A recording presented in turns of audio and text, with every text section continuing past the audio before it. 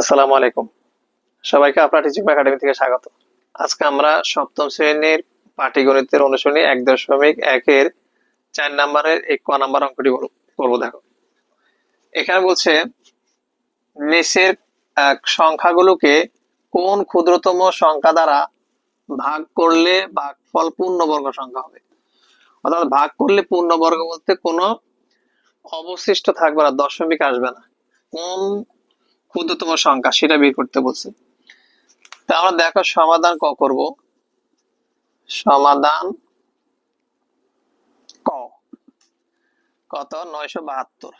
এটাকে আমরা আগে উৎপাদক বের করে নিব। দেখো, যেহেতু জোড় সংখ্যা আছে তাহলে 2 দিয়ে নিশ্চয়ই যাবে, আমরা দেখব।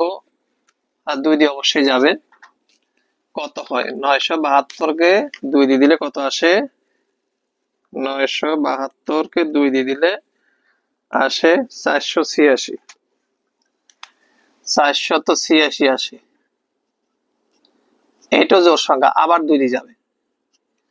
আবার যদি এটাকে আমরা 2 দিয়ে দিই কত আসে দেখি। আবার যদি 2 দিয়ে দিই আসবে 243। 243 আসবে। এবার আর 2 দিয়ে যাবে না, বিজোড় সংখ্যা আসছে। তাহলে এবার আবার 3 দিয়ে দেখব। দেখি 3 দিয়ে গেলে কত আসে। 3 দিয়ে 243 ভাগ 3 দিলে আসবে 81। 81 3 দিয়ে দিলে আসবে 81। আবার 3 দিয়ে যাবে। 3 দিয়ে দিলে 3 27 সম্ভবত 81। তারপর আমরা এটা দেখে নিচ্ছি যেন ঝামেলা না হয়। 3 দিয়ে দিলে 27, ঠিকই আছে। 27 3 27 81। আবার 3 দিয়ে যাবে। 3 নং 27। 3 নং 27 আবার 3 দিয়ে যাবে। 3 3 9 হয়ে গেল বের করা। এখন দেখো আমরা কি কি পাইলাম 972 থেকে, সুতরাং দিয়ে 972 সমান আমরা পাইছি 2 পাইছি 2টা, 2 গুণ 2, 3 পাইছি কয়টা? একটা, দুইটা, তিনটা, চারটা, পাঁচটা 3 পাইছি। 1 2 3 4 5। এখন এগুলোকে আমরা জোড়ায় করব। 1 জোড়া 3, 1 জোড়া পাইলাম, 2 জোড়া পাইলাম। একটা 3 কিন্তু জোড়াবিহীন। তাইলে আমরা লিখব এইখানে উৎপাদক 3 জোড়াবিহীন। জোড়াবিহীন 3 যদি